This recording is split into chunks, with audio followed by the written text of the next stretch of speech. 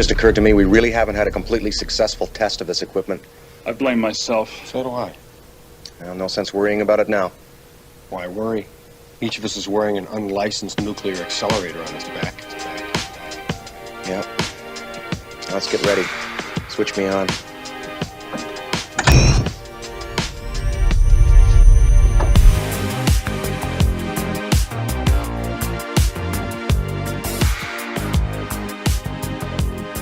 I don't think you're crazy.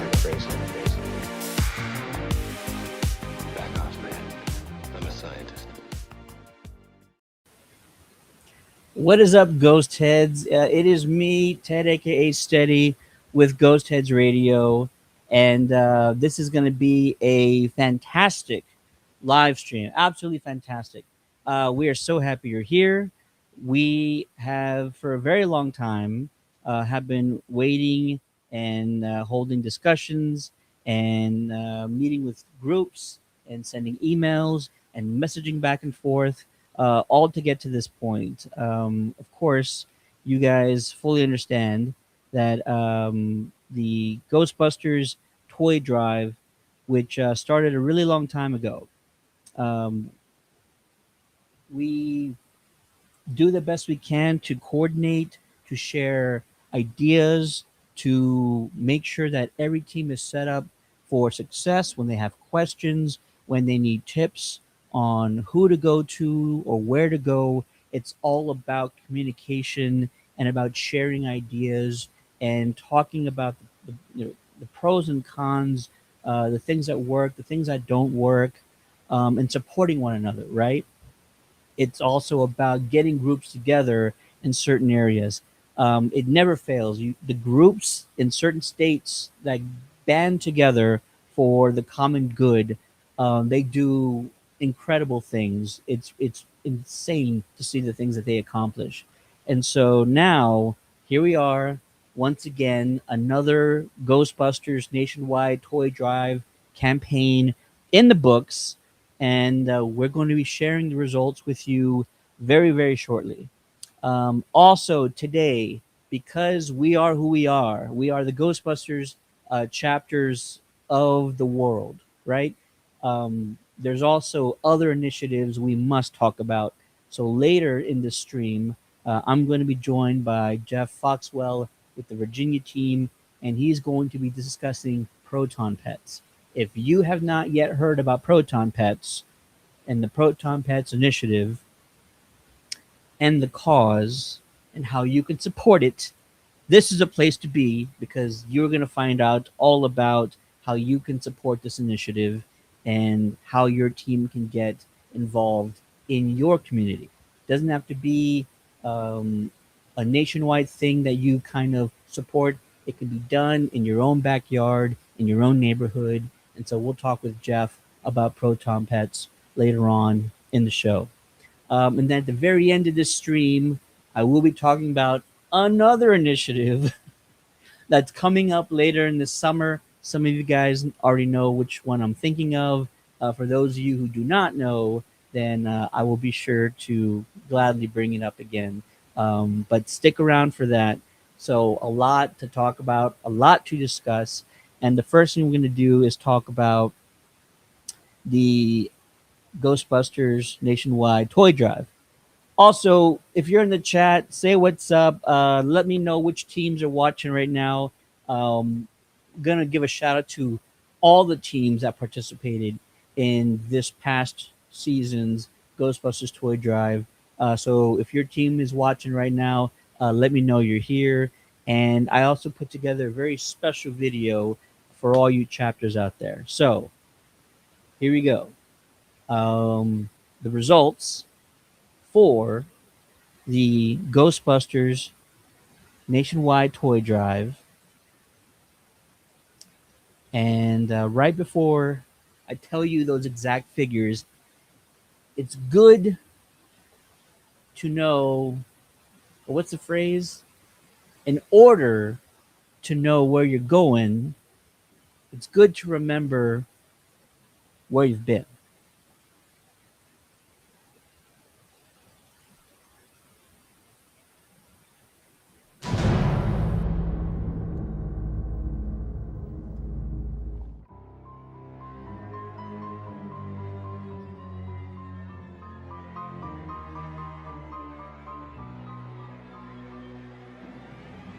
hopefully the Ghostbusters social media and the New York Ghostbusters to do the national toy drive.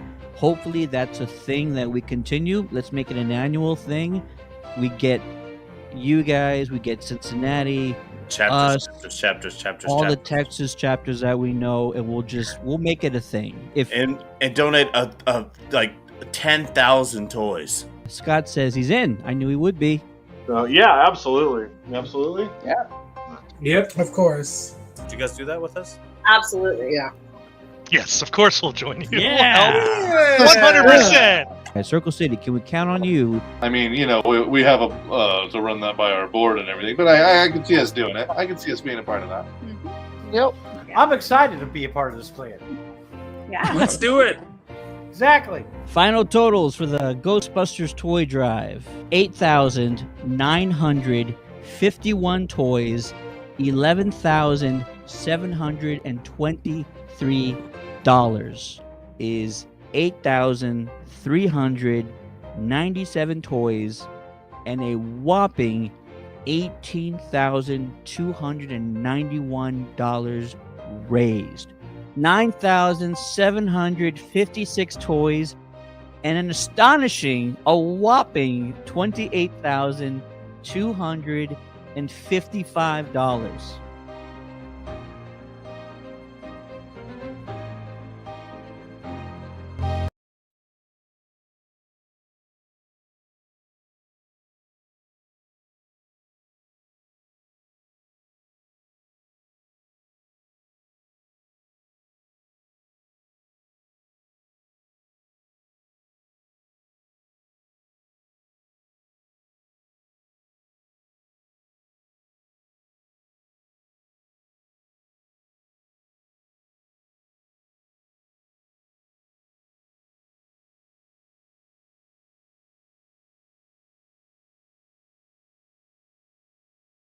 Oh, my bad.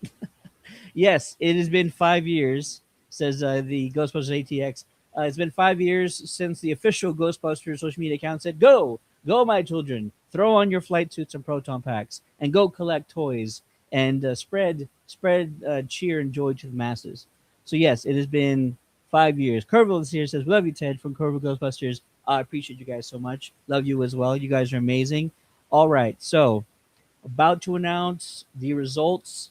And in order to do so, I'm going to make sure I give a shout out to all the teams that were involved: Arizona, Cherryland, Circle City, Confluence Valley, Detroit Ghostbusters, Ectoforce of Florida, Fort Collins, High Plains, Northern Colorado, SETX, Texas Rangers Division, Kerrville, Mid Iowa, Portland Ghostbusters, Sacramento, Terror Dog Squad, Orange County of Florida, Sioux Empire Ghostbusters, South Shore Ghostbusters, Steel City Ghostbusters, Virginia Ghostbusters, Windy City Ghostbusters, and of course, our friends, our pals up in NYC, the New York City Ghostbusters, who are always just the absolute best, and Ryan Espin, who is the most supportive guy, who makes sure that all of our information, all the details regarding the toy drive are on the whoyougonnacall.org site. Ryan is the absolute best, so we appreciate him. And here we go. The final figures, the final results for the 2025 Ghostbusters Toy Drive are 16,631 toys, $18,587 collected. Make some noise in the chat, guys. Make some noise right now. If you do not already know, you would have seen in the video, that is the most toys we've ever collected for this campaign in 5 years, right? 2021, 2, 3, 4, 5. In 5 years, that is the most toys that these teams have collected. And this year we had, I think, 24 teams, if I'm not mistaken. We had around 24 teams, and they blew away the previous record, which was a little over 9,000. So you guys done it. I always wanted, me and Maddie B, in the very, very first time we ever helped right? Organize this thing. We didn't do this alone by any means. The very first time we organized this with all these chapters, the number that was always in our head was 10,000. 10,000 toys would be a great figure to hit. And 4 years, 22, 23, 24 went by. So 3 years after that, we never passed that threshold. And now, finally, guys, passed that threshold and then some. 16,631 toys and then $18,587 collected. Yeah, everybody's in the chat going crazy right now. Melissa's in the chat saying, hey. Tony Trent says, woohoo. Fort Collins says, wow, that's amazing. Mayette, you're one of the big reasons why this is such a success. You're one of the big reasons. You've been so helpful. Cincinnati, Oklahoma, Circle City, Virginia, Portland, Sioux Empire, Austin, Hector's Rangers Division, New York City. There's so many groups that have been there since the beginning, and a lot of them have continued. Sacramento, Terror Dog Squad. There's so many that have been there since the beginning. Confluence Valley, Windy City, and they keep just improving every year, and that's why this is such a successful campaign every year, because of all the teams that are putting in the hard work, that are putting in the hours every single winter season to make this happen. Javier's throwing up the claps.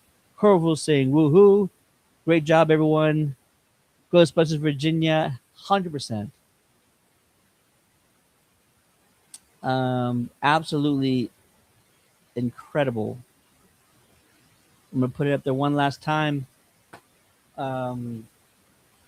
Also, the South Shore Ghostbusters.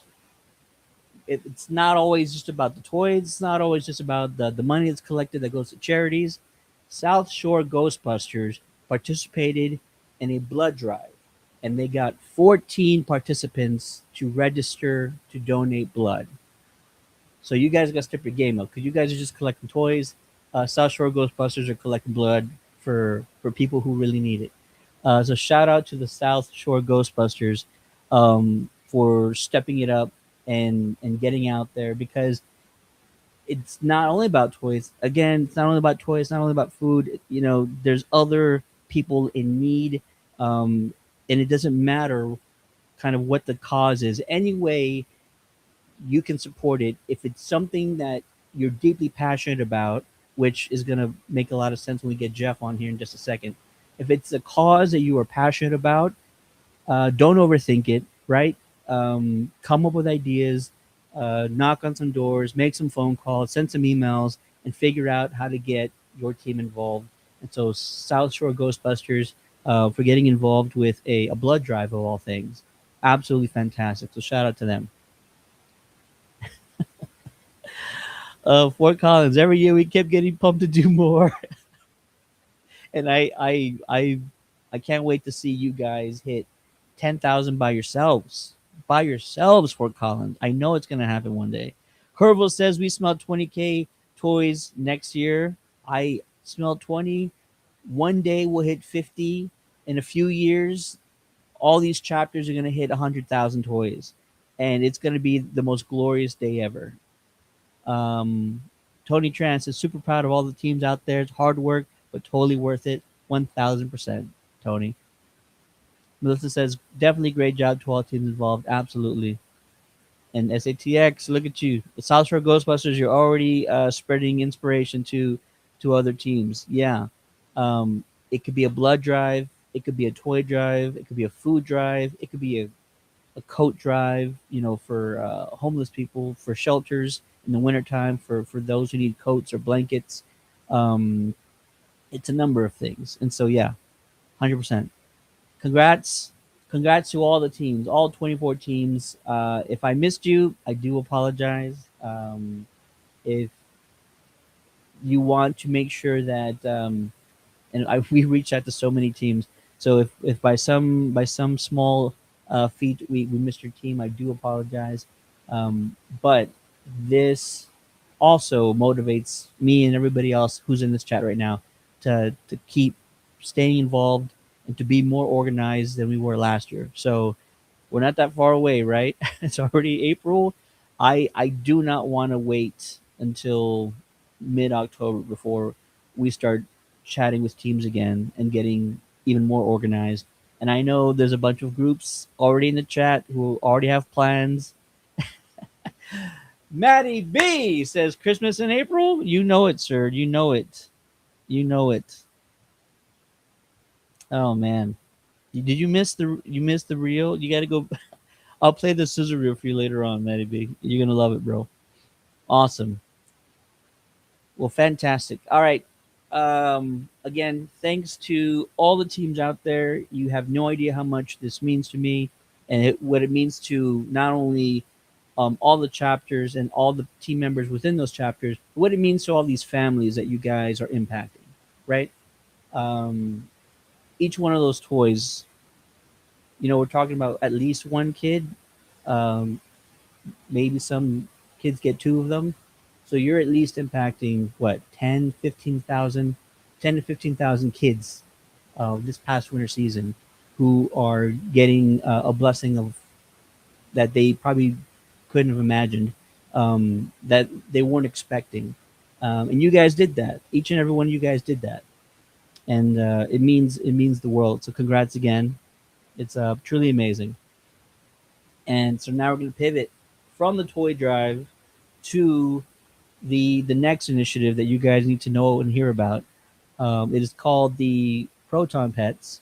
And joining me right now, Jeff Foxwell from the Virginia team. Jeff, how are you, man? Hey, how y'all doing tonight? Amazing. Hey, what did you think about that video? Do you remember that day that you sat with us and you were like, we're in? Hey, it's been 5 years. That's amazing. Also, beautiful musical cue to kick that off. I love that. That was chef's kiss. No no notes. No notes. Exactly. It was beautiful. I know in Virginia, my vice president, Tony Tran, that is his thing. Like every year he hits the pavement for the toy drive and he nails it every year. I mean, we raised over 1,000 toys this year, which was, it blows me away. That's a great call out because I was going to say it also.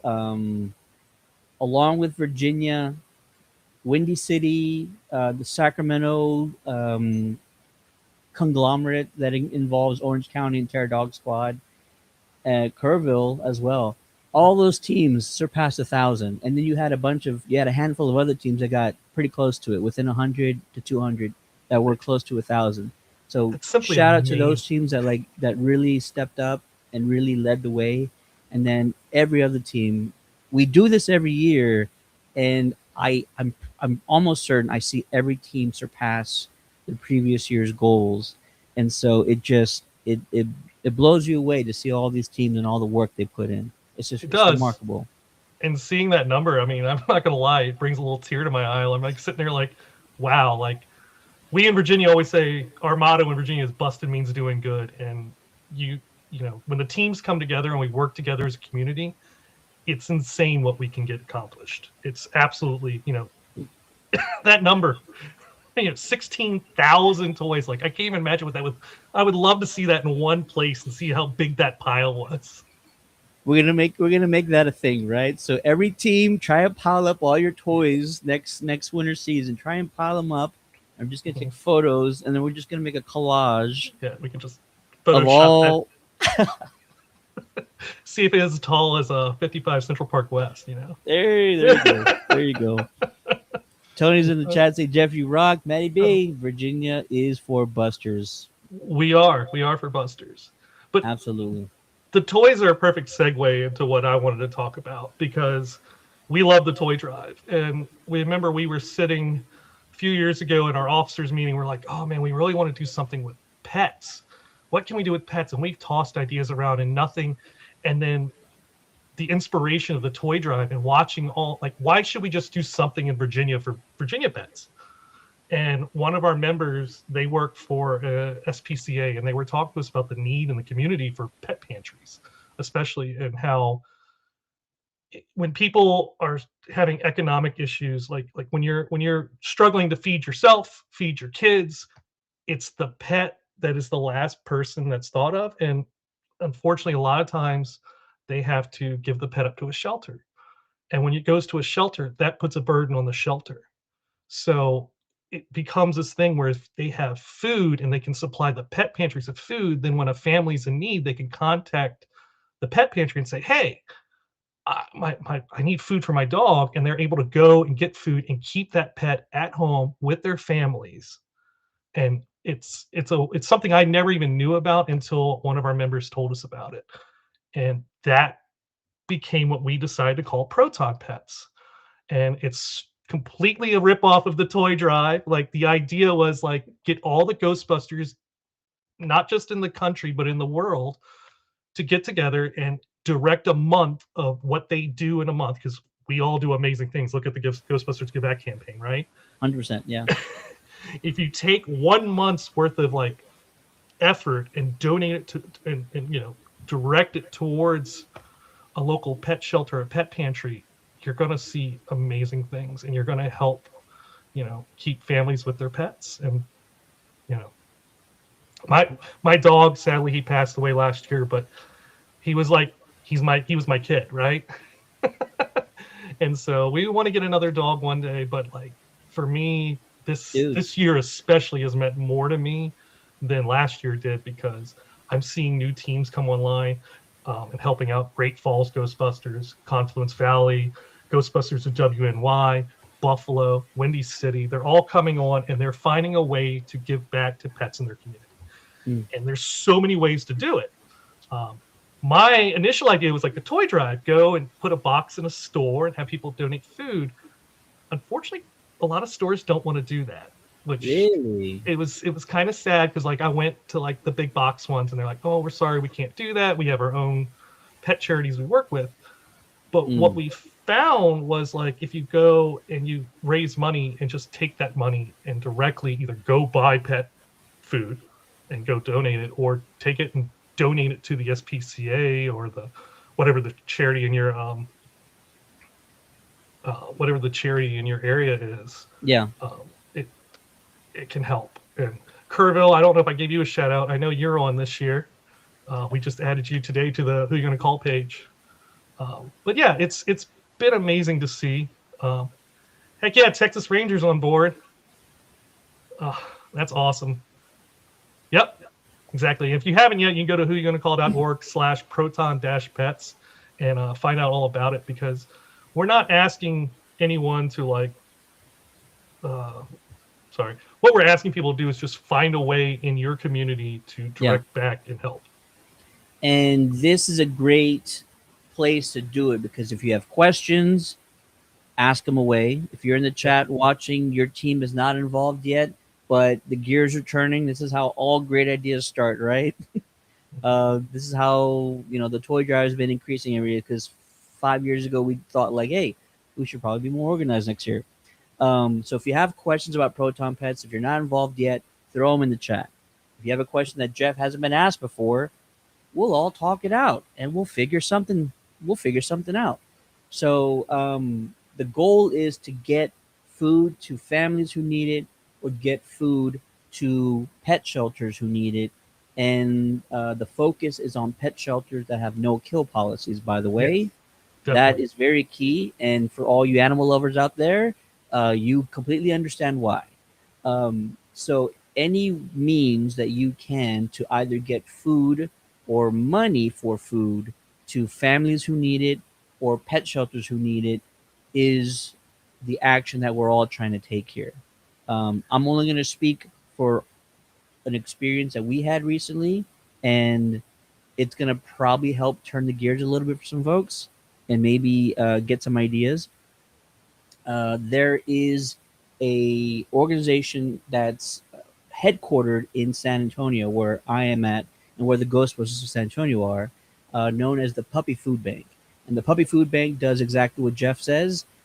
They provide food, dog food, cat food, I think it's mostly dog food, to pet shelters with no-kill policies across the nation.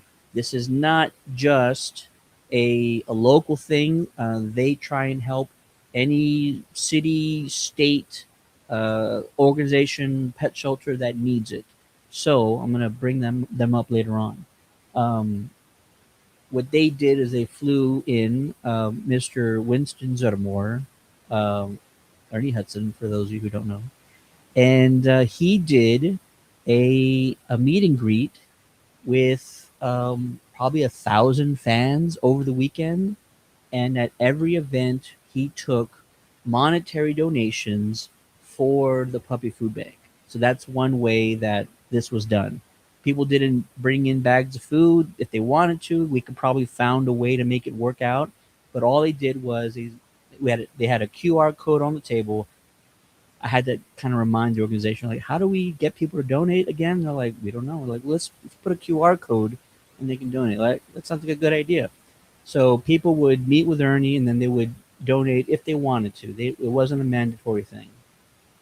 And people were more than welcome, more than willing to give for the cause. Once they found out what it was, why he was there, what we were doing, they donated. And I'm asking for the figures. I really want to find out what was done, because I think last year they did a similar event with Ernie, and he helped bring in like $40,000 or $50,000 for the organization. So, it's Ernie Hudson. you bring in Ernie and good things happen. So if anyone's curious on like what to do, you can do that. Have a fundraiser, and the money goes towards an organization that gives food to a shelter. If you know of one, great. If you need to research one, do it. If you don't want to research one, I have one for you, the Puppy Food Bank. The Puppy Food Bank is a nationwide organization, and they are looking for shelters in certain states where they're not currently providing any food. So, just to kind of give people some advice or like a quick nudge in the right direction, go to the Puppy Food Bank website, or you could find them on social media. And I think they're looking for states in the Northeast. I think I should probably just look it up. They're looking for shelters in certain states. They had them listed. And so if you are a group in one of those states, call a shelter in your neighborhood and tell them to contact the Puppy Food Bank, and then make it work. And then you can work with that organization in your city, in your state, and you hook them up with the Puppy Food Bank, and the fundraising events you do from that point forward for the rest of this month or even next month. I mean, I don't think Jeff's going to say stop if you go until the month of May. And any of the money you collect can go to the Puppy Food Bank in support of the shelter in your state. Okay, this was late last week. They have funding available, and they're looking for partners in Colorado, Illinois, Massachusetts, New Jersey, Ohio, and South Carolina. I have friends in chapters in all those states. So if you guys are looking for, good job, SATX put the link in the chat. If you guys are looking to get involved with Proton Pets, you kind of already have the inner lab. What do they call it? Whatever. The inner lab on the track, and you can reach out to a shelter in your area, get them in contact with Puppy Food Bank, and then anything you do can go towards that. It doesn't have to be Puppy Food Bank. It could be another organization just like it. I'm sure Jeff has a list that he's worked with in the past, or he's kind of found in his research, and you can reach out to Jeff and get more people involved.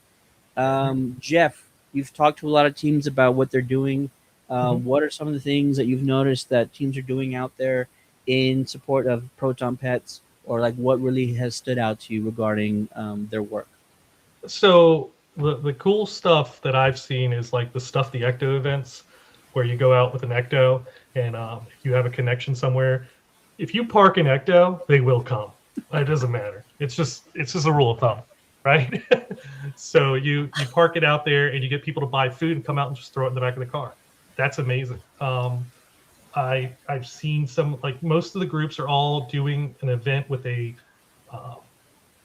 charity in their area, which is again, that's the core mission of this, right? Is to Yeah. help pets in your local areas. So I know we in Virginia, we've made some merchandise for it that we're offering online that will allow us to, like, we just take the money to whatever we make on top of the initial cost of the merchandise and donate that directly. I will say something that was brought to my attention this year, and to some people this may matter.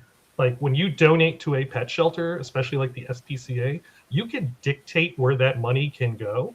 Like, you can say, like, hey, this money needs to go to the pet pantry portion of it. And I can't remember all the details. I can find more information on this. And I didn't realize the SPCAs aren't one giant overall arching entity. They're their own individual things, kind of like Ghostbuster franchises. But they, if you go in there and you say, I want this to go to your pet pantry, then they have to honor where you tell them to put the money, which is a very was an important safety tip from one of our members. Let's get real for a second. Yeah. It's one of the things I tell folks whenever our team is outside collecting toys or money for toys or money for the puppy food bank. One of the main things I tell folks, because they love hearing it, is we know where every penny's going that you give us. It's not like you donate to your grocery store because they ask you, yeah, would you like to donate so-and-so to this cause? It's not like you are doing a 5K run for a charity organization and you have no idea how that money is spent or if it's spent on anything outside of the cause directly, right? It's one of the things that we tell folks whenever we're out there. If you donate money to us, we tell you exactly where it's going. If you donate toys, we tell you exactly where it's going. We don't keep any of it for ourselves. Nothing like that happened. So yeah, that's a fantastic kind of talking point, is like, if you can find a charity organization and dictate where the money goes, even more power to you. And especially a talking point for those in your community who want to support a cause like that. You can tell them every single cent goes towards this. And so yeah, it's always fantastic when I love being a part of these causes and all these initiatives, because we know exactly what we're doing and why we're doing it, and we see the results from it. You know, we're donating toys to this organization and we're handing it to them and stuff like that. So yeah, it's one of those things. That's why we love doing these things. One of the reasons is because you can literally see the results from our work.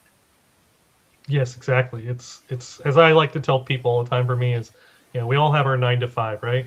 You work a job, it may or may not give you fulfillment, but I can tell you, for me, I go and I do an event with Ghostbusters Virginia, or heck, I've gone and helped some other franchises too. I go home at night and I lay my head on the pillow and I go, I know I helped someone or a furry friend for the day, and that just makes me sleep easier at night. Like, you feel like you've done something. It's great. Yeah, 100%. All right. Anyone has questions about Proton Pets, idea to get started, anything like that, please let us know. Also, Xavier's in the chat saying, I was going to ask about that, if the Ghostbusters would be working with organizations like that. They probably like the actual Ghostbusters, or like chapters. If you're talking about the actual Ghostbusters, they probably wouldn't choose one over the others, but chapters, 100%. Any chapter can reach out to an organization like that, that is giving food to shelters, giving food to families. Yes. Tony says, show off your shirt, Jeff. This is shirts we have here. Let's stand up here. It's our Proton Pet shirt. It says dogs and cats living together, mass caring. It was designed by Rob Bursk of Rob's Occult. He has a wonderfully fun design. We have some different shirts with just the cat or the dog on there, and they have different sayings. We also have some stuff from last year's merchandise, which was designed by one of our members named Bridget, which is the original Proton Pets logo with the cute little dog and cat and the. Love it. Down. You guys have really come through this year. I'm down to my last 3 of 100 patches I ordered. So wow. I should have done patches this year and I didn't think about it. But again, like, it's one of those things, like, if you can, whatever you can think of to do.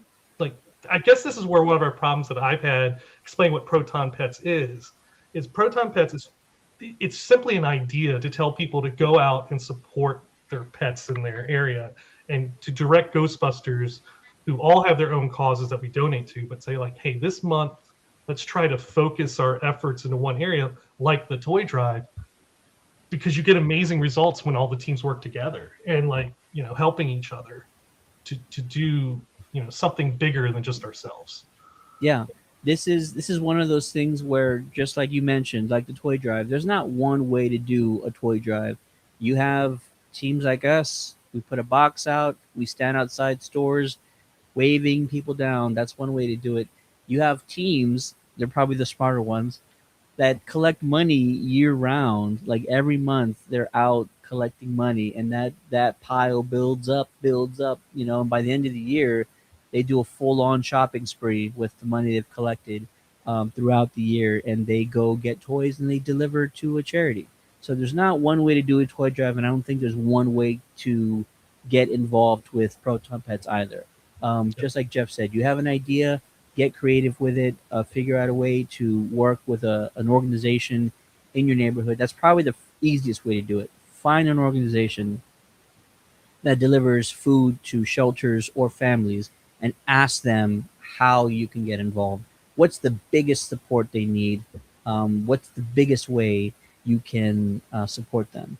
Corvo's in the chat saying, we are having a carnival-style day at our local pet nonprofit organization. Free to do, everything with pet food donations. Amazing. There you go. That's what we're talking about. One of the really cool things we did, and it wasn't for the pet food drive, but we did over around the holidays, was we have a member who works for Walmart, and they were able to get Walmart to let us set up the Ecto outside. And you want to talk about people that are super friendly and open to bringing things and giving, is we did amazing. I stuffed my entire Subaru full of food, canned food and stuff, and took it over to our local food pantry. So that's another thing, is like, leverage your connections you have, because even if you don't think you have connections, you do. You know somebody who works for a big box chain, or you know someone who works at a small local pet store. In a couple weeks, we're doing that. We're going to a local pet store. You take the big 12-foot inflatable Stay Puft, you stick it on the street, and people are going to stop and go, "What's going on over there?" You know, it's going to happen. That's it. It's how easy it is. Just kind of make some noise, and people will come running. And the Stuff the Ecto events, I'm not going to say they're like foolproof, but they're just such like amazing events. Yeah. They're so effective, and it's always just great seeing an Ecto or a truck or a Jeep, whatever your chapter's driving, like full to the brim with whatever you're collecting and whatever's being donated. Just make sure you have enough to see out the back window, because it does. Sometimes you're like, guy. Yeah, you know a guy, huh? But you know, make sure you can see out the back. But other than that, man, stuff away. It's fun. There's nothing more fun than just seeing people shove packets of food in a car, and you're like, "Where's this one going to fit? I don't know. We got too much."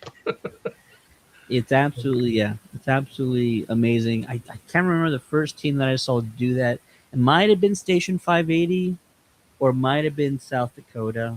I apologize, guys. I'm old. So it might have been one of those teams. But the first time I heard about a Stuff the Ecto event, I was like, damn, that's such a great idea. Yeah. And it's almost, like I said, it's almost foolproof. So I'd say if you haven't tried one, if you're a chapter out there and you're looking for something to do with Proton Pets, give that one a shot.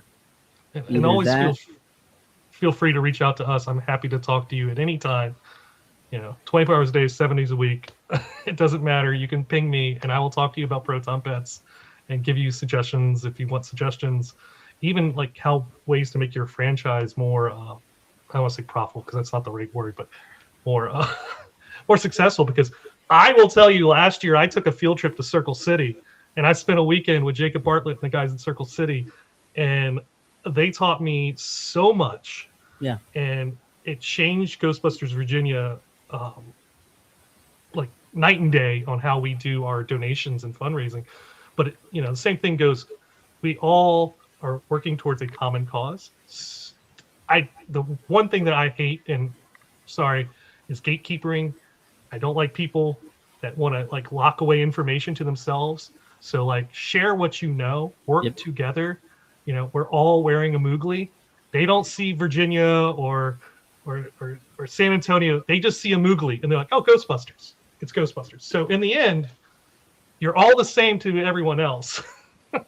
We're literally all on the same team. We're all wearing the same uniform. It's not a costume. I always remind folks when they say nice costume. Sir, it is a uniform.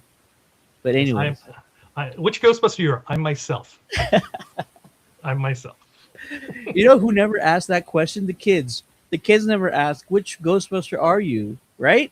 They're That's always true. like, no, that's just a Ghostbuster. It's the adults are like, oh, which one are you supposed to be? No. The kids are like, that's just a Ghostbuster. Doesn't matter which one he is. He's a Ghostbuster. That's why we love doing it. Yeah, lift everyone up. Was it Rising Tide lift ships or something? We all work together. We're gonna lift each other up. And it was one of the things I had said regarding the toy drive before I showed the results, and I'm being dead serious about this. The chapters that band together, if they're in a certain sort of area where it's easy for them to really network with one another, they've banded together, they've coordinated their efforts, and they have seen dramatic success over the years. And so if you can't do that with other chapters in your area, do that with other chapters virtually. Call Jeff. Call the guys at Cincinnati. Call Nathan Dean at Cherryland. Oh my God, we're talking about some amazing folks here. If you want to figure out how Mayette from Fort Collins got 14 Hallmark stores to get involved with their toy drive, call Mayette at Fort Collins and ask her how the hell she pulled that off. And she's going to tell you, because she wants other teams to feel the same success and the joy that her team feels every year when they bring in a huge stock of toys into their charities. It's all about helping one another out. We're literally all on the same team. And shameless plug here, because I do help with the Who You Gonna Call.org team, but there's an entire website that helps you socialize and help each other. It's called Who You Gonna Call.org. It's amazing. Also involves Ryan Espin. It seems like everything great involves Ryan Espin, I feel like. The great Ryan Espin. Yeah. Tony says we are all successful when we are working together. Don't call you. Yeah, no. That guy. No. He's going to get his own movie this year, and I'm going to be very mad if it does better than Frozen Empire. And I'm going to be like, Argh. All right, first team that boycotts the He-Man movie by holding like a sign outside of a theater. Please just post it online so I can laugh, and it'll be hilarious. Yeah. Oh man, I thought it was gonna be the Ghostbusters. This has been a great night. Especially love hearing from all the chapters supporting one another. And we've already said it a dozen times, but it literally needs to be said over and over again. If you're a new chapter, if you're only a few years in, if you don't know where to start, you can reach out to any one of these groups. There's over 24 teams that are more than willing to help out. You don't have to know anybody personally. You don't have to even know them by their names. Reach out to any one of those groups. Anyone in Texas, I promise you, any one of them will answer. If you message them online, if you email them, Texas Rangers Division is a great group to reach out to. The Austin team, the Yellow Rose Ghostbusters, fantastic group to reach out to. Reach out to Jeff or Virginia, NYC, Fort Collins, Cincinnati, Cherryland, Sacramento. Seriously, I think you've seen a lot of teams go through the trial and tribulations already. They've already, stumbled because they were learning things along the way. And you, as either a new team or a young team, can avoid some of those things that they went through, and either the traps or just the getting stagnant or not knowing where to begin. You can bypass all that, and you can really just um, get on the quick road or the highway to seeing success and seeing your group grow. And I love seeing every time I talk to another chapter that I've known for a while. I love seeing the new members that have been a part of it, who've gotten involved. I love seeing the new faces. I love seeing the new projects we're working on. I love all that. I praise them for those things, and then I share them. I share those things with all of you guys, and I try and do it as much as possible. And I'm going to do it a lot more this year in 2026, to highlight more teams and what they're doing, and make sure we let those folks know out there that if you're a new chapter, if you're a young chapter, just do what Jeff did when he went to go hang out with Jacob and the Circle City team. Just, see how they run things, see what they do, get some ideas, just get inspired. And it's funny. I'm not trying to pick on Jeff, but he before we started streaming, he said something about doing a Proton Pets event or an event and getting Ernie involved, and he said, like, but I don't want to do exactly what you guys are doing. And I said, stop. We don't own anything. We don't own Ernie. If Ernie can go to all 50 states and raise money for Proton Pets, I promise you he would. And I wouldn't make any fuss about it. Nobody on the San Antonio team make any fuss about it. We would honestly love to see something like that happen. I don't know if Ernie has the time in his busy schedule, but it's all just to say that, like, there's no idea that benefits a community that I think any team should be ever feel negative about. If you see a team doing something and they got inspired by you or whatever else, but it's benefiting their community, it's helping people, it's making a difference, which is the goal of what we're all trying to do here. If it's making a difference, then we're all for it. You have my full support. You have I will be even more than helpful if necessary. So yeah, just for real, it's I think at any time you see Ghostbusters out there doing work and you're making a difference, there's no downside to it. It's only positive, and I hope every other team out there feels that way. So yeah, if you're a new team, if you're a young team, reach out to these groups, man. Let them steer you in the right direction. Let them give you a leg up, and get on the fast track to success here. Fort Collins, look, we would be happy to help. What I tell you guys? What I tell you? The one thing I will add to that is with the there's a lot of 501 groups, and I work with them a lot, and we try to tell the new 501 groups, don't reinvent the wheel. Somebody has done this. Somebody has gone through the work. Lean on each other. It helps. And for some people, I know in Virginia especially, we're always looking for new members. So don't feel like you have to start a new team. There's plenty of teams out there looking for dedicated Ghostbusters to come out and work with them. Yeah. Oh, thanks. I got the blessing. We're good to go. Good to go. Jamie's in the chat. Oh, no. The legendary. Yeah, Jamie Hodges is in there the we chat. go. He's a GBVA original. Nobody like Jamie. And his Report All Ghost channel. Check it out. Absolutely. Exactly. Jamie's got it. Bustin' means doing good. It's the VA motto, which you can steal, by the way. We're perfectly fine. We may have said it, but like we're saying, don't reinvent the wheels. Use the motto. It's good. Absolutely. If you are if you're someone looking for a team, by all means, go to. I should have the link. Go to whoyougonacall.org and find a chapter near you, and get involved.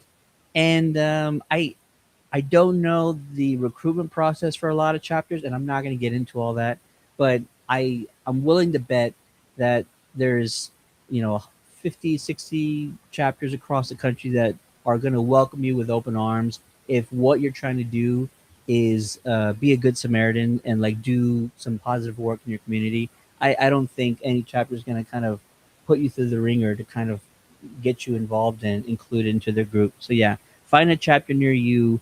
And Jeff, how do you guys kind of get the word out about your groups? Is it really just about being seen out in public and people ask, or do you do anything outside of the events where you're trying to promote joining the team? I mean, we share stuff on socials a lot. Our socials are nowhere near as active as they used to be, unfortunately.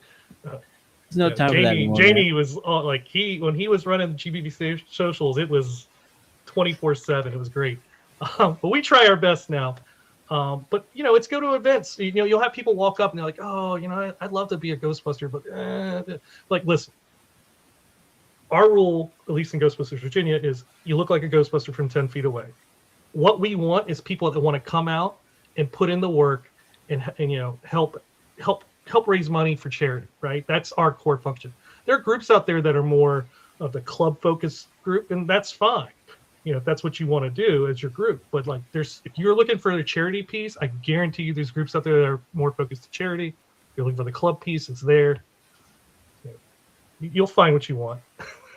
Yeah, absolutely. And I feel like, if you're a chapter, you've already figured out how to do this, but I'll pick on one of the guys on our team. His name is Will, and he's a good friend of mine. And it probably took Will maybe a year to 2 years to join the team after showing like initial interest. And his reasoning was because he didn't feel like maybe he was good enough yet. And, his flight suit, his props and all that, like they weren't up to par. And I tried to tell him, I told him 1,000 times, bro, we don't care about that. You could come out in a t-shirt and some jeans, and if it has a Ghostbuster logo on it and you're just putting in the time and you're showing passion for what we're all about, then that's all that matters. And I hope every team out there is kind of promoting their groups the same way. It doesn't need to be, I don't think we want to have that same sort of I don't know, that wall up or that criteria for folks. If people are willing to kind of take time out of their day to put on a flight suit or not and go make a difference, I think that's all that matters. Curvo says we just got a new member. We are now up to 5. Look at that. Curvo team blowing up. 5 active members are great. Remember the core group's only 4, so as long as you have Ghostbusting is a team sport, so you need at least 2. There you go. Unless anything more than 2 is great. Unless you're Nicholas James Mason. Oh. If I don't know, I'm not trying to pick on him right now. He's gonna be watching later, and he's gonna get all bashful that I'm talking about him again. But 2022, I think it was 2022. There was this guy. His name was Nick, and he was up in the Dallas-Fort Worth area. He didn't belong to a team, and he wanted to be involved in the toy drive. And he was just saying, I don't know what to do. I don't know how to do it. I'm all by myself. I don't really have any support. And I said, doesn't matter, Nick. Get out there, hold the box, stand outside a store, and you just do what you can. And if you get one, that's one toy that a kid didn't have before. If you get more than that, even better. And that first year, he didn't get a ton, but he put in the work. And we talked every week. And then the next year, he had his own team. And the team has grown since then. And today, that team is known as the Ghostbusters Texas Rangers Division, and everybody knows who they are now. But it all started with one lone Ghostbuster and a guy with biggest heart you can imagine and a lot of dreams. And so, yeah, wherever he's at, salute Nicholas James Mason and all that he's done, because everybody knows who he is now. And they're one of the most active teams probably in the U.S. and no slowing down. And they have a fantastic group behind them. So, yeah, they're fantastic. Amazing experiences for their guests when they come up to it. Check them out online. And like you said, Nick, his passion is off the charts. I would kill for him to be in Virginia. and all it takes is some encouragement. You know what I mean? I take zero credit for Nick's success, but like, if I was to tell him, if anybody was to tell him something like, you can't do it by yourself, pack it in, go home, find another group and join them. Instead, he just got encouragement, not just from me, from other Texas teams. They encouraged the guy as well. And now you can catch them every Christmas Day. I think is the Christmas Day parade in Dallas. Something like 500,000 people are out there, um, watching them walk down the parade route. So yeah, all started with one guy and his passion and some big dreams. So yeah, Texas Rangers Division, fantastic group, and even fantastic guy. Built an amazing team around him too, which is great. 100%. Jeff, we've talked a lot about Proton Pets. Any kind of final words for the initiative? Again, remind folks where they can go register to get involved. Yeah, so you can go to whoyougonnacall.org/proton-pets. You can go in there and sign up. There's a form you fill out. Just ask some basic questions, what you're doing, so that way we can get it up on the site. When you get up on the site, if you've already got a whoyougonnacall.org team, you get a cool little badge for participating this year. You can collect them all. And we all love Pokemon, right? But yeah, you can go there and check it out. Again, you can also reach out to me. Our email is gbvaevents@gmail.com. Or you can just reach out to me directly on Facebook. I'm Jeffrey Foxwell, and you'll know it's me because I'm throwing a Proton stream. Of course he is. Yeah. Jeff, it's been fantastic conversation, man. And Yeah. If you folks did not spot him in the sizzle video that I put together earlier, Virginia was one of the first teams that we got to we cornered into joining the Toy Drive back in 2022, and so it's been a long time, man. And your team has grown, and our team has grown. So it's just, I think every now and then we got to stop and kind of reminisce on what we've done and how far we've come. And so just, if I haven't said it before, because I'm old and I'm busy and I forget stuff all the time, I appreciate you. I appreciate everything you've done over the years. I appreciate that you're doing this now with Proton Pets, and you have an incredible team, and can't wait to talk to you again, man. Yeah, same. And please get in touch with me next year. Let's talk about this before April, and we can get more people on. Like I said, let's collab a little bit. We'll have some fun. Done. Not 5 years. Even though the music cue for anything after 5 years is amazing. Again, no notes. That was beautiful. Thank you. I'm glad you caught that. I knew a few folks were going to appreciate it, so I was like, yeah, I'm going to put that in there. Yeah, Jeff, have a great night, man. Appreciate you. You too. Thanks a lot. Stay easy. The great Jeff Foxwell. I mentioned before that we were going to have one final conversation about an initiative, and yeah, we're going to do that right here, right now. I'm just trying to find the right place to figure it out in a second. All right. Some of you folks know what I'm talking about. Every late, we also help to coordinate a nationwide school drive campaign. School drive campaign is exactly how it sounds, right? You either collect supplies or you go out in your community and collect monetary donations in order to purchase supplies for, I would say, one of three things, right? A school you can have as your beneficiary, a district if it's sort of a bigger area that you're trying to support, or the third, and I think it's the coolest one, is a teacher. You can actually have a teacher or a group of teachers as your school drive beneficiary, school supply drive beneficiary, and get out there into your community and do that. Why am I talking about this in April? Because before you know it, it's going to be time to really get the boots on the ground. And so I'm here to kind of get teams thinking about it, talking about it, and I have somebody here to help me out with it. The one and only Mr. Bob Fleming. Bob, how are you, sir? I just woke up. I'm sorry. So I think it's funny that Jeff was just in here, Ghostbusters, Virginia. Yeah. I'm in Rafine, Virginia right now. So Hey. I'm probably not very far from Jeff, but Yeah, I became like more OTR since the last time I was on here, so I Yeah. don't just do Michigan anymore. I started going to New York again. That was pretty fun. And then my That boss was like, "Nope, we're not going to do that anymore." So anyway, so now I'm here in Virginia. I've got to pick up a load down here in Roanoke, and uh, that's what I'm doing. So yeah, thanks for inviting me on here, man. It's always been fun. Absolutely. And the reason why you're here is because you, sir, have been one of the biggest proponents and biggest inspirations and motivators for the school supply drive. You somehow always figure out this huge, elaborate plan every time to kind of Yeah, and really. that's actually scary.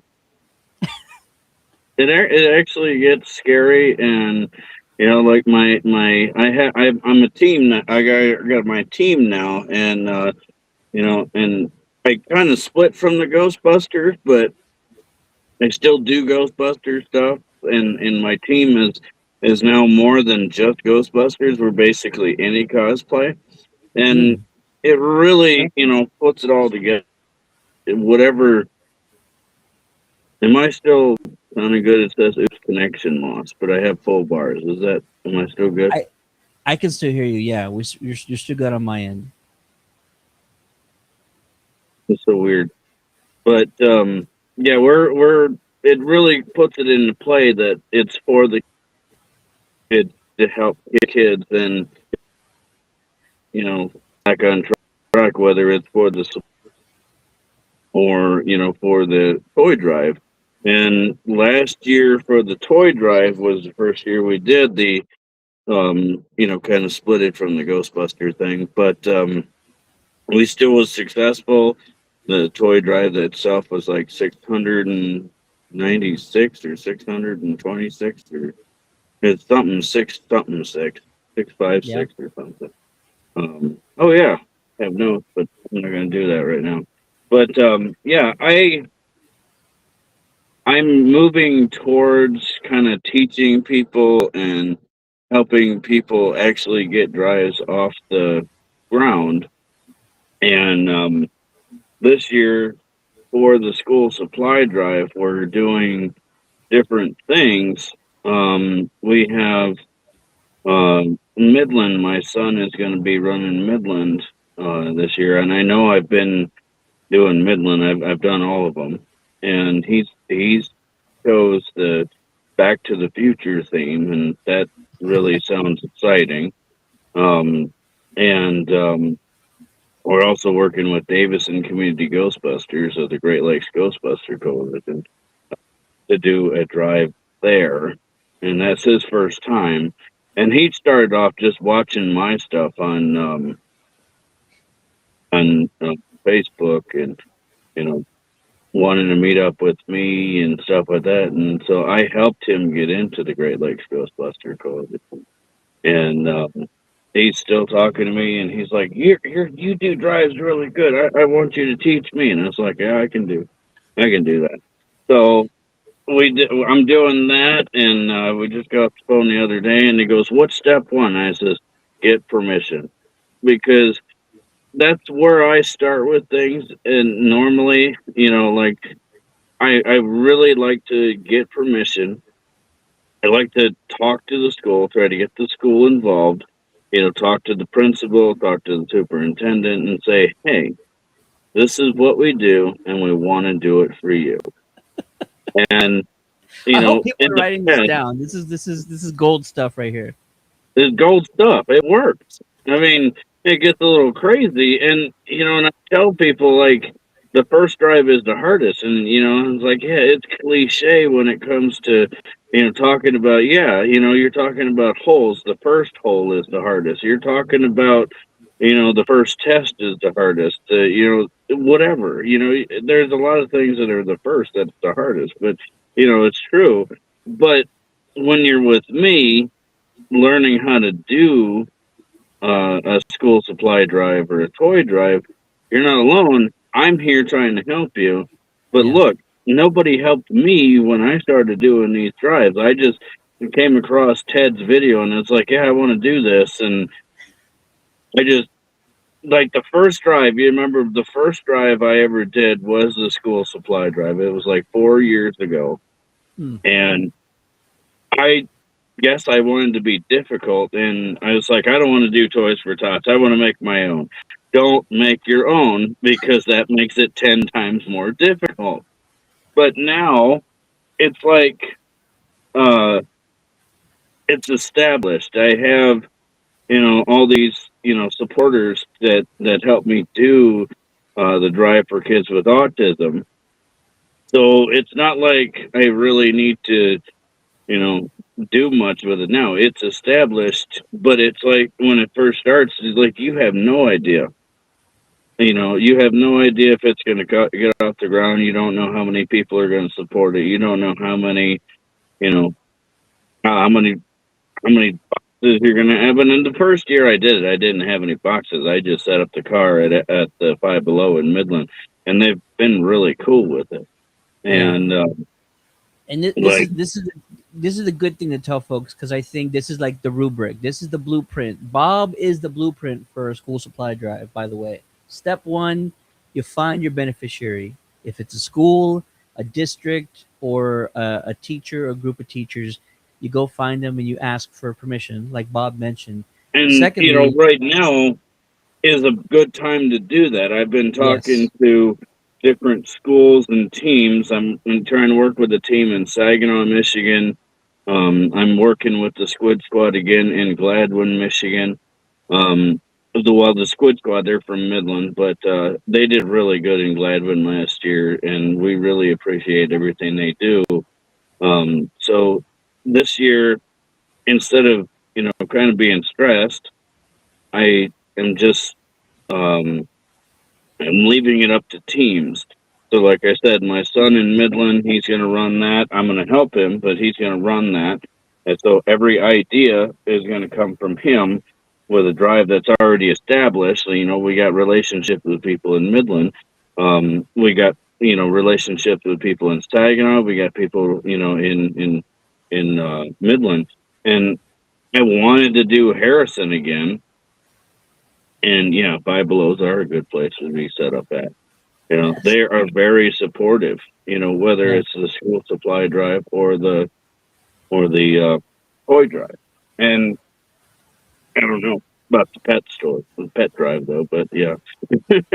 So yeah, and that we wanted to do Harrison. We just can't get somebody up there to run it because, I only got 5 people now. I don't have, Ghostbusters, to do anything, and I don't like leaning on friends.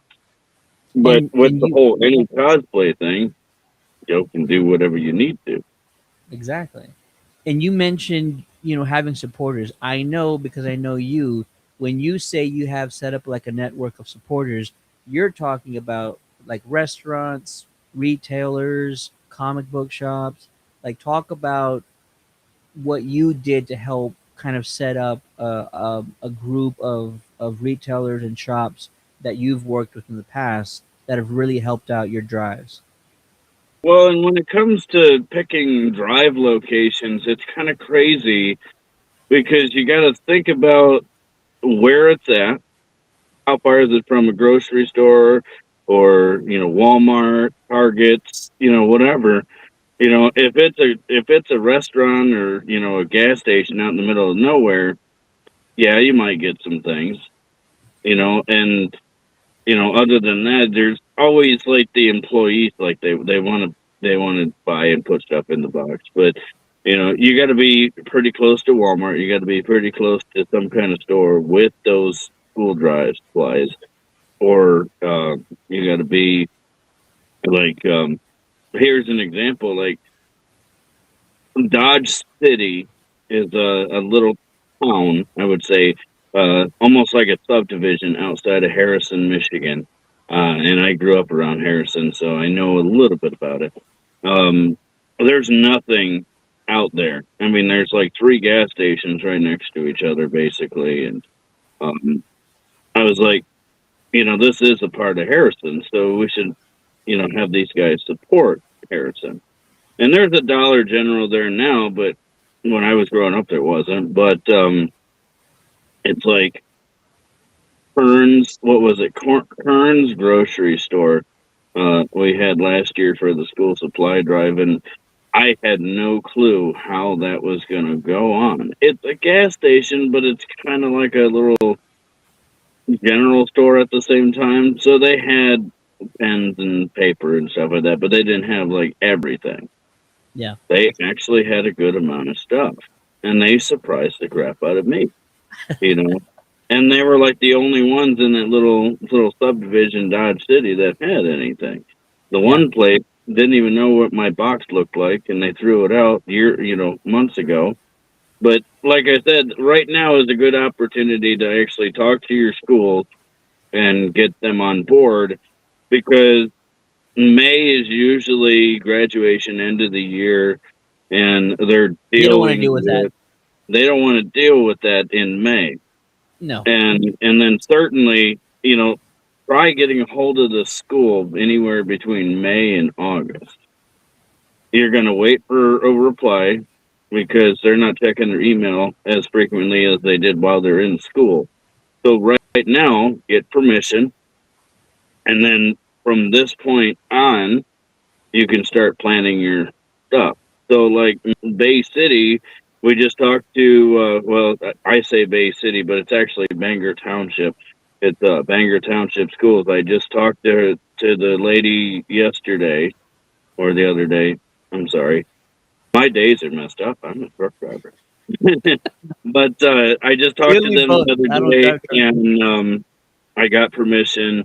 Me and Tim, the other CEO of the Ecto 4A nonprofit, he's like, Bay City is known for what's called the Tall Ship Festival. We should do the like a Pirates of the Caribbean theme. And I was like, I don't know how I'm going to do that, but I got the scurvy beard, It's like, okay, yeah, I can see that happening, but we have to work out how we're going to, like we always do the Phil the Ecto event. We got to fill it like a pirate ship. We got to figure that out. Because it sounds really cool. What are you playing? It's just I remember that.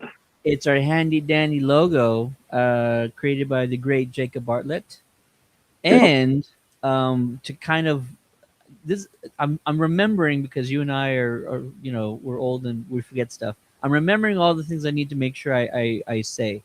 So everything that Bob says is 100% true. If you are considering potentially, you don't have to be 100% right now. If you're considering doing a school supply drive, talk to the schools in the month of April. Their schools are too busy in May. They're hard to reach after that. And you want to get these supplies to the teachers or the school or the students. Well, you eventually got to set up a date for drop-off anyway. So yeah, and it's either you're the going to first get a day of hold of them school, in the middle of the summer, but it's going to be towards when school opens. So they're going to be more in school because they got to prepare their curriculums and classrooms for the next school year. Exactly. And so just as an example, I think it was 2 years ago. 2 years ago, because last year we supported the Kerrville team. But 2 years ago, we went on the first day of school and delivered all the school supplies to the teachers. We did a teacher drive. And so we had a desk, and we just put all the supplies on there, and we said, whatever you need, go for it. And the teachers were more than great gracious for our work. And the other thing, I think they do that at Saginaw Covenant Academy. Yeah, and this logo here, we're gonna make this logo available for any team out there. If you put on a school supply drive and you need this logo for anything at all, I'm gonna send it to you. Just reach out to me, and we're going to set up a whole registration thing to kind of get a list of teams that are going to be a part of the school supply drive, because we want to do it a lot like we do the toy drive and just try and keep track, even though it's hard to keep track of 30, 40 teams. Bob knows I struggle with this sometimes. But once we get a list of all the teams, you're going to get this logo, and you can use it however you want. I don't own it. I don't think Jacob cares how you use it, just as long as you're using it for your toy drive. Make Positive. stickers out of it, make patches out of it. Exactly. You want to make T-shirts out of it and give it to the principal to wear on the first day of school as you're delivering the supplies. By golly, you do it. And yeah, so all that is going to be Yeah, that's a happening good in the idea. next. I got to put that in there. All this will be happening in the next 3 to 4 weeks. Us setting up sort of the beginning of the school drive, and I'm gonna reach out to the great Ryan Espin, who's gonna have a very nice place carved out on the whoyougotacall.org site to make sure that we know which teams are involved, and we track all the efforts. And if you have any questions about it, I'm going to tell you right now, reach out to me, reach out to Bob, and we'll answer any questions you got. How to get started, what to do next. If you hit a speed bump, if you need an idea, we're here for that. I'm here for that. Bob's here for that. All the teams that have done it in the past are here for that, and we're gonna be doing this. I think Bob, you and I probably joked once upon a time about like having 4 or 5 campaigns throughout the year, and now we're getting pretty close. No, I don't know. Yeah, we got we did the proton pets. I did the proton pets while I moved last year. I bought a house last year, and I did the proton pets, and I had Tim and I had Robin at the time, and it worked out, and it was kind of cool, right at that moment. But while I was moving, it was a little crazy right then and there, but it was all right. But I don't know what else we can do. I had a conversation with somebody about that the other day, and one of the questions I had, like first year I ever did a drive, was, what do you do with adults with autism? And I still haven't figured out what that was. No, I talked to Steve, the guy with the Davison Community Ghostbusters. I was like, I still haven't answered that question. If you have the answers to that question, you let me know. Like, I would like to do something for the adults with autism. I really think we should, and I think it's been brought up in the past, and I think it's something that we should bring up again, an autism sort of campaign or initiative to kind of support adults, like you mentioned, or whoever else that we can. I fully support it. I know we've talked about that in the past, so yeah, I'm all about it. A lot of what I do is for kids with autism or special needs. Like my toy drives every year is basically just for kids with autism. And then the Midland County ESA, the school we do in Midland, they're special needs. Like when you were a kid, there was a special needs classroom. Nowadays, it's more, at least in Michigan, it's like an agency that specializes in the behaviors and all that stuff like that. So it's not just a random teacher that's just in the room, and they just got stuck with the job. So it's just people that are trained to deal with people with special needs that's doing it now from a special agency. So, gotcha. and that's who we help do, that's who we give our supplies to. So when we do the drive in Midland, that's just not going to one school district. Like, it's Midland County ESM. So it's every school has teachers and classrooms that are just for kids with special needs. So our school supplies are going to every school, middle school, elementary, high school, sometimes like daycares and stuff like that. So yeah, it's like every school in the county. So that works out for us. It's like spread it around. I'm going to say it again. If anybody has questions, you're looking at Bob here with a wealth of knowledge, and it's not to make anybody who's out there, any team who's never done a school supply drive, it's not to make you guys overwhelmed. It's not to make you guys feel inferior. It's all about understanding what he's already figured out. He's done this on a massive scale, and if he can help get your guys' teams to kind of get to that point, either in the short term or even long term, right? There's steps to these things. Then I think you should give him a call. No pun Who are you intended. going to call? All right. Before we end this stream, I think I want to bring on somebody who is near and dear to all of our hearts. Me? And it's Oh, been sorry. it's been a long time since he's been on the show, ladies and gentlemen, the one and only Matty He's B. back. What's up, Is guys? that- How you feeling? There he I is. can you hear me? Sure can. Well, it's cool that you're sitting in. I feel like I had to join because you had the Virginia Ghostbusters on, and then you have Bob sitting in Roanoke, and I'm from Blacksburg, just 40 minutes south. So I felt like it was divine intervention that I show up and show out, and it was cool to hear all the stories from the school supply drive. That's something that Ted and I had thought about and wanted to get going, and luckily he was able to take that mantle, and all those teams are able to get together and make a difference for those kids. It's just really cool to see from afar. But it's good to be with you guys, and I was hoping to see Terry. Where's Team Terry? Where's what? We had the Sioux Empire on an earlier toy drive stream. Okay. But Bob, you're killing it out there, bud. You got some good information, some good knowledge there. And that stuff's invaluable, right? Because, cosplay is one of those things where not everybody is always the most social outgoing person, right? When it comes to putting yourself out there in a way to go to a local business and say, "Hey, I want to go do this." It can be intimidating. And so having a little bit of that knowledge from you, I'm sure is going to help a lot of these teams, Bob. So good looks there.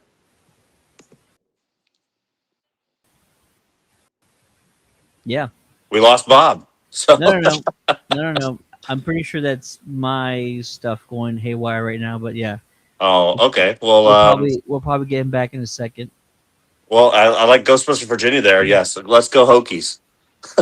Let's go Hokies. 5-0, baby. He's let's see, Bob's back. Let's get Bob on.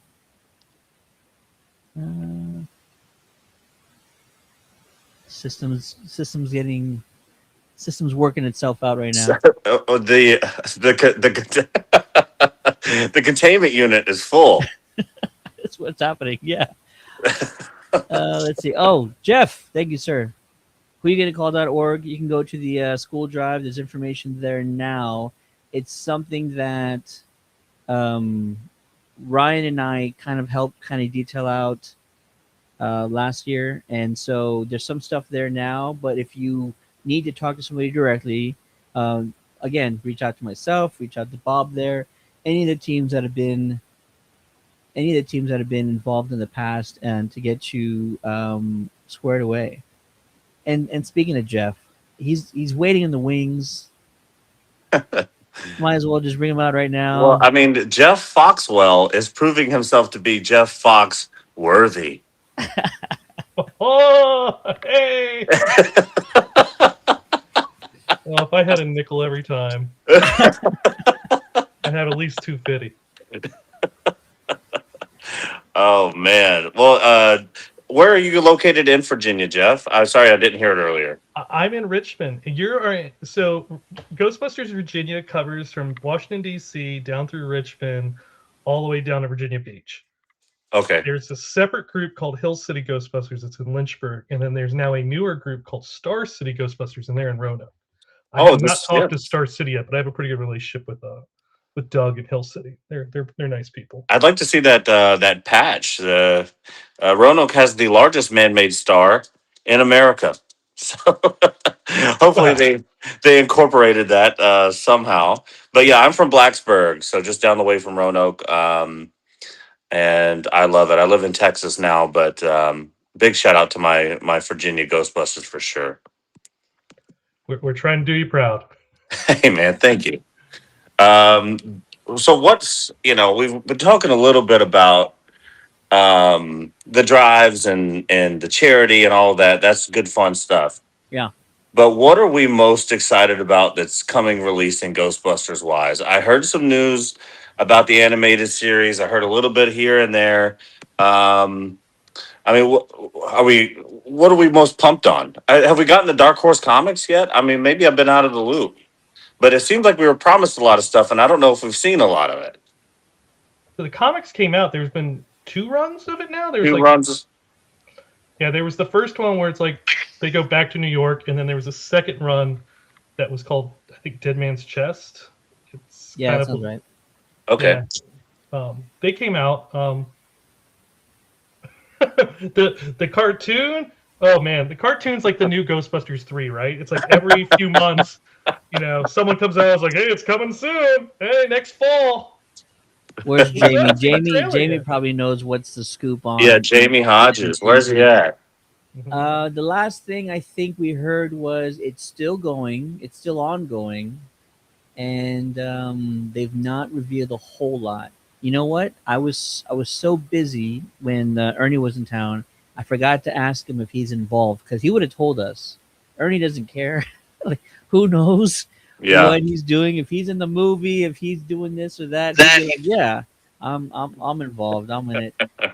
He told me when he was a part of the Ghostbusters video game before anybody else knew. He wasn't shy about telling folks whatsoever about that. It was funny. I actually, speaking of Ernie, that little interview blip that he had, he never holds back. You can always tell he does feel a little bit salty to the original movies and the original crew. He kind of had some words a little bit about Bill Murray. Yeah, he says we'll always take a trip, but we never do. And blah, blah, blah. That's recent, yeah. Yeah. Ernie, he's like the most honest of all of them. He'll just say whatever. And man, he looks good for his age. I still, my flight suit, I've never washed it. The second time I ever wore it, Ernie Hudson touched me on the shoulder and he kind of looked me in the eyes and he was like, have a good day. And I was like, man, I'm gonna. And I still haven't washed my flight suit even one time. It's been through maybe 30 parades. Yeah. So actually, I have a question for you guys as Ghostbusters fans. So I live in a suburb in Katy, just west of Houston.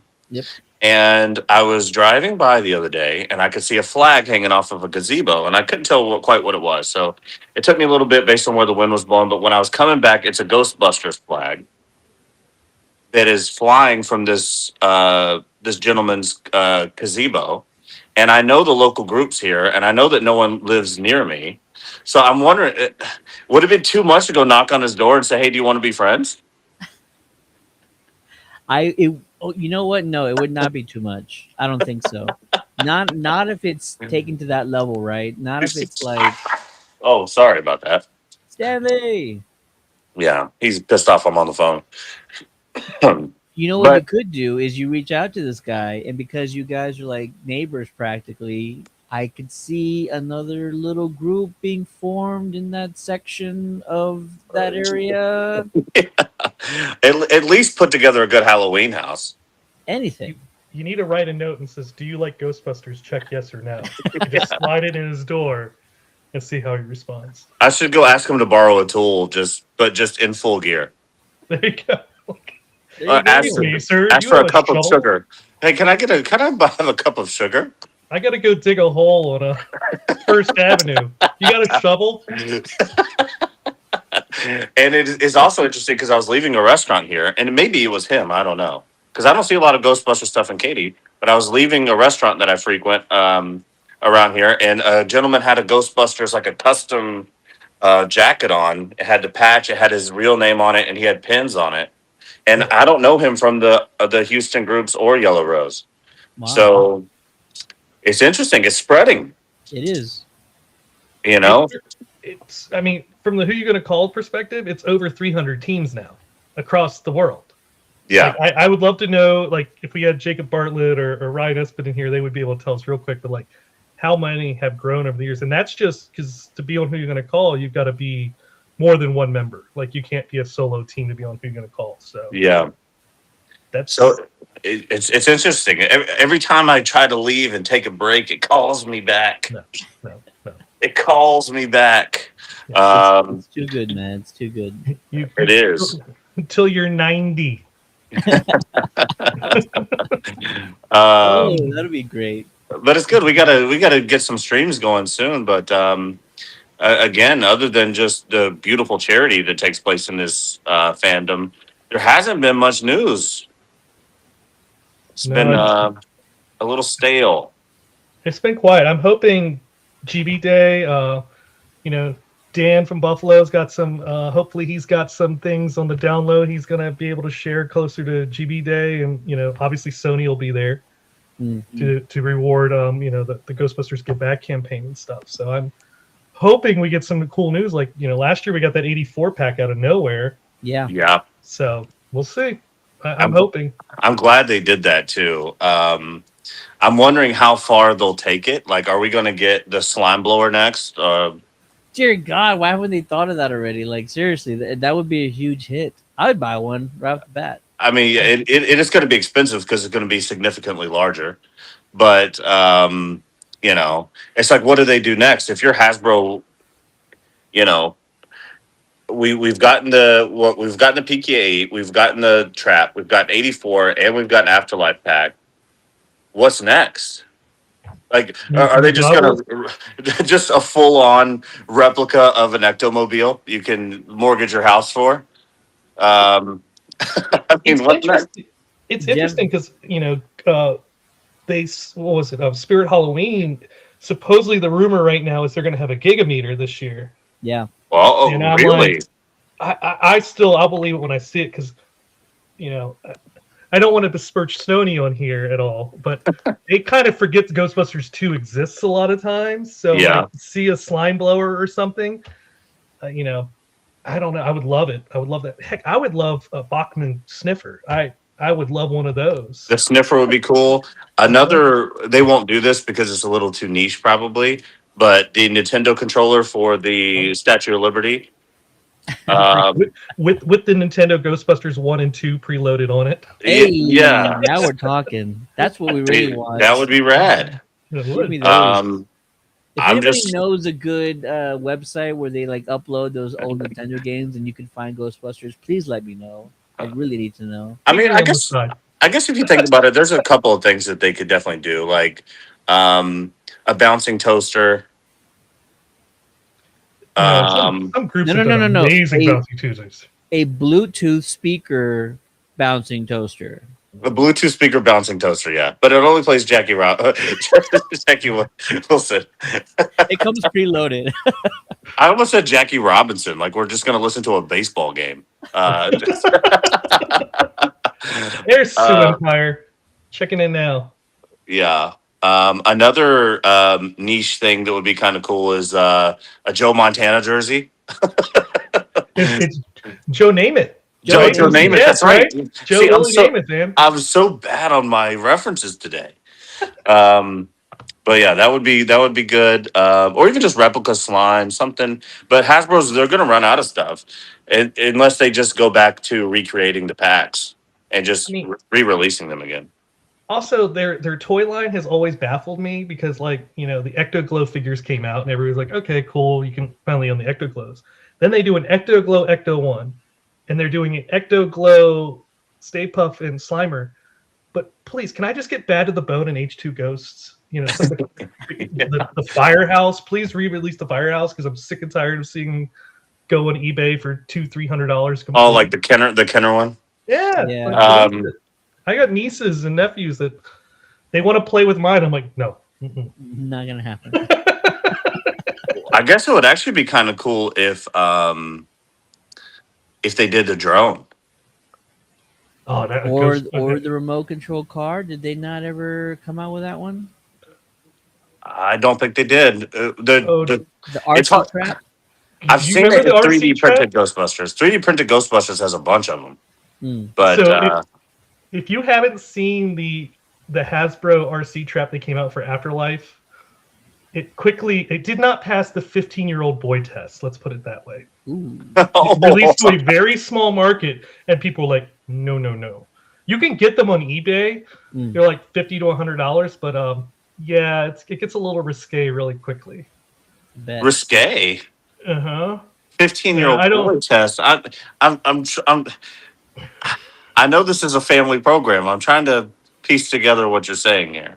Let's put okay. So when you drive it around, you can hit a button and like a ghost will pop out of it. And I think it's supposed to be Muncher. It looks. What's it munching? It looks a little yeah. Like I said, it doesn't pass the 15-year-old boy test. Okay. More of the story to everyone out there: if you're releasing products, show all your products, all your titles to a 15-year-old boy, and if they giggle, you've got a problem. Okay. That's fair. Somebody could do the Janine wrist wand. I don't know if anyone's. That'd I be don't know if any great. teams have come out with that yet, but Just do Janine's typewriter from one. Even like I would love to have seen a kit for your HasLab to transform it to a Frozen Empire pack, because so many people have printed them and made it so you can get the bumper and all that. But just an add-on kit where it's like, hey, here's the pieces, $100, whatever. I have no idea what these things cost, and then you can swap them out and make your own pack. Because in the end, to me, that's what I love about Ghostbusters is your pack doesn't need to look like the movies. Because they're so cobbled together to begin with. The more unique it is, you see some people with some awesome stuff, and you're like, it looks like it's in universe. It works. Yeah. There's a member on SATX who has probably the closest to screen accurate pack that I've ever seen. This is before Hasbro released anything, and it's definitely not a spirit pack. It's made out of full metal, right? Ted, how much do you think that pack weighs? No, we've weighed it before. It's like 45 pounds. And he wears it, and shout out to Scotty. He wears it, and we all know he's gonna wear it. We don't question if he's gonna wear his pack today. He throws it on. He doesn't complain, and he wears it during parades. And it's like watching Hercules like lift the boulders. I remember we finished one parade, and he's standing by the car with his hand on the car, chugging water. He looked like Shaq at the foul line, just flop sweat. But it's for the love of the game. For the love of the game. Before I forget, shout out to Bryce and the Sioux Empire team. We talked about you guys a lot earlier. I'm glad you guys are here. What's up, Bryce? Poor Scotty's got back problems now, I'm sure. I actually met if anybody has seen Matt with the Green Stream Ghostbusters. He's been posting on socials. He came to an event that Chesapeake Ghostbusters was throwing, and he brought his pack, and it's fully fabricated. The whole thing is fabricated aluminum. Like, that thing has to weigh 50 to 70 pounds. That's crazy. He doesn't wear it. Yeah. Other than to carry it in and out, but it makes you wonder, like, if a Ghostbuster actually existed, that worker comp claim. Woo! Yeah, the craziest one that I've ever seen was at that same Ernie Hudson event where he touched my shoulder. Thank God, love you, Ernie. A guy who lived in Texas. He wasn't a member of any of the teams. I don't think he was just a Ghostbuster. I can't remember where he was from. But he was there, and he had a Phoenix pack, like the video game one, and it vented. Oh. And like the bumper actually popped out, and it had. He's from Arizona, isn't he? I'm not sure. He was from Texas. Maybe he was from Arizona. I've seen a few Phoenix packs online, so they're out there and about. But that's the first time I'd ever seen one in person, and it was the full-on video game pack, and that was the most insane pack I've ever seen. To vent and the bumper pops out, the noises, everything. I remember seeing somebody one of those because I believe like Jason Reitman saw it after they had finished filming Afterlife, and he's like, if I had seen this beforehand, in a heartbeat. Yeah, and the stasis stream and all, like, maybe that's what Hasbro should do next, release a video game pack. I was hoping we would kind of see those things, especially with the last game that came out. You saw 50,000 ways to customize your pack and make, and some of those were kind of weird modifications, but like some of them looked really amazing. And so even even some of the flight suits, the ways you could change it, I thought it would be more ingrained into our community. I don't think it has as much as it should have been, but perhaps they could make a comeback. I don't know. We'll see. I've been toying with this new idea because I haven't used my pack in a long time because somebody broke it on Halloween. You know, people just mess with your packs. I was at a bar and just hanging out, and they were loving it and enjoying it, but they were just drunk and they broke it.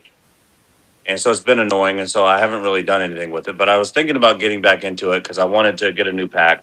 I was gonna do like since I live in Texas, like a Texas Ranger style Ghostbuster with like a khaki hat, a khaki shirt tucked into like pleated pants with cowboy boots, a belt buckle, and instead of like a wand like this, it's like a pistol. Oh, please. Yeah. Yeah, and you know a badge, the whole thing. I was gonna do like just a wild Wild West version. So that might be in the works. Keep an eye out on that. Might as well Hey, if you- do the Holtzman double pistols that she had. Yeah. If you need a Texas Ranger, I think there's an entire group you can talk to who's experts in Ghostbusters Texas Ranger stuff. There you Yeah. Is that the Ranger division? But yeah. go. Yeah. I know those guys well too. But yeah, man, this has been fun. Ted, when's the last time we were on stream? It's been a long time. Just the last time I've been on stream. So yeah, you and I been quite a while, sir. But you missed the sizzle reel I put together. So we're gonna say goodbye, and I'm gonna play this on our way out so that you can see it, and for anybody else who missed it. But I pretty much went and introduced it by saying, you know, to know where you're going, you got to know where you've been. Yeah. And may I just say the opening music, I'll say it again. So good.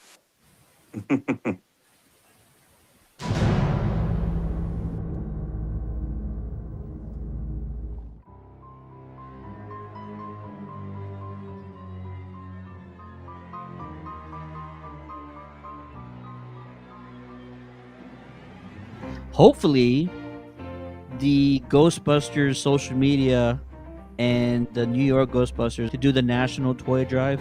Hopefully, that's a thing that we continue. Let's make it an annual thing. We get you guys, we get Cincinnati, Chapters, all the Texas chapters that we know, and we'll make it a thing. And donate a like 10,000 toys. Scott says he's in. I knew he would be. Yeah, absolutely. Absolutely. Yeah. Yep, of course. Did you guys do that with us? Absolutely. Yeah. Yes, of course we'll join you. Yeah. 100%. At Circle City, can we count on you? I mean, you know, we have to run that by our board and everything, but I can see us doing it. I can see us being a part of that. Yep. I'm excited to be a part of this plan. Yeah. Let's do it. Exactly. Final totals for the Ghostbusters Toy Drive: 8,951 toys, $11,723 is 8,397 toys, and a whopping $18,291 raised. 9,756 toys, and an astonishing, a whopping $28,255.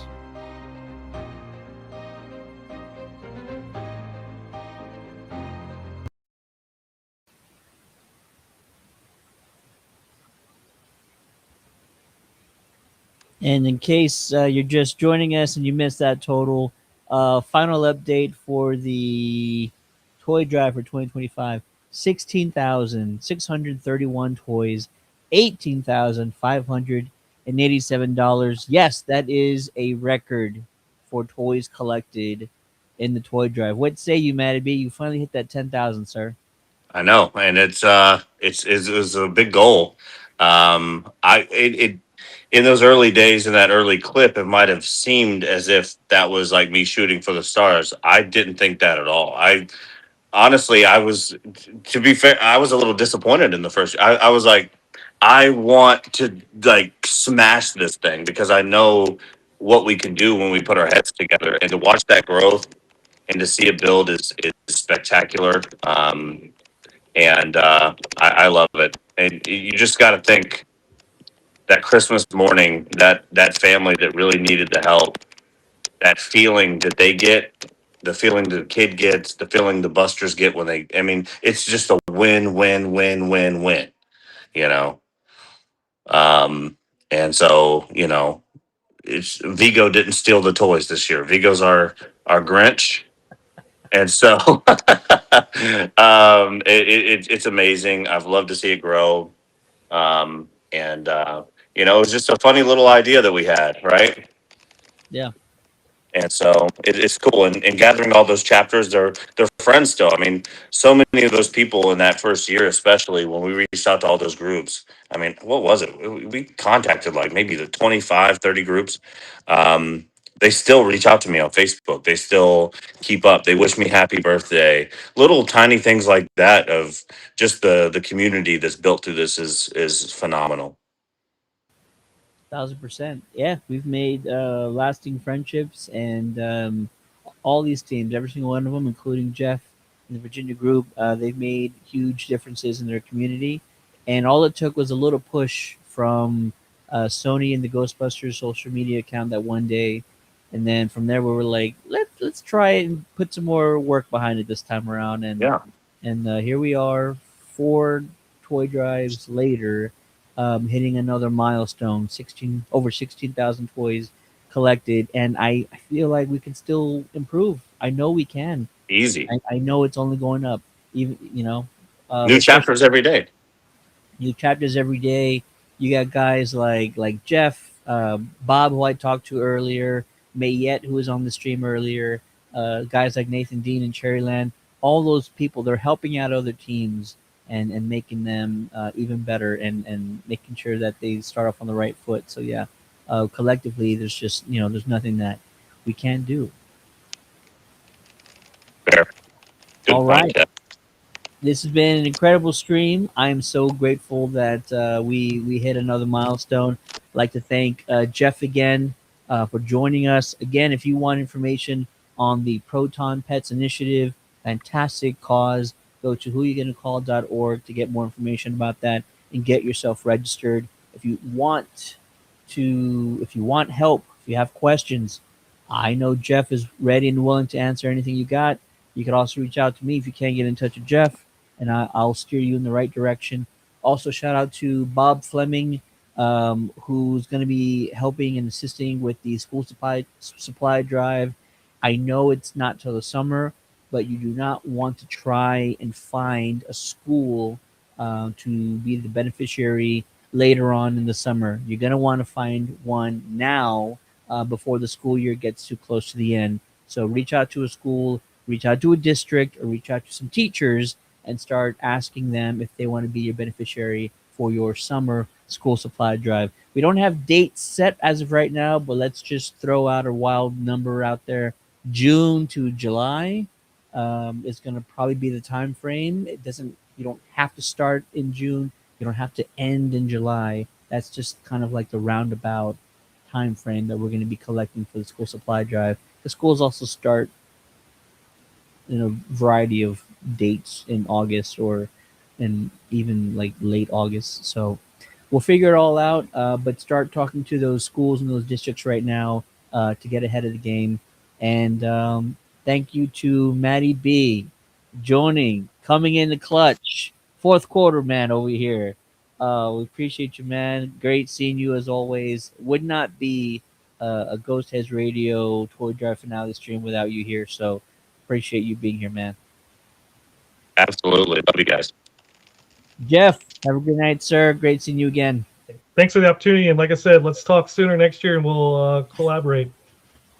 100%. Thanks, everybody, for watching. Appreciate all the work you do out there. Bustin' makes us feel good.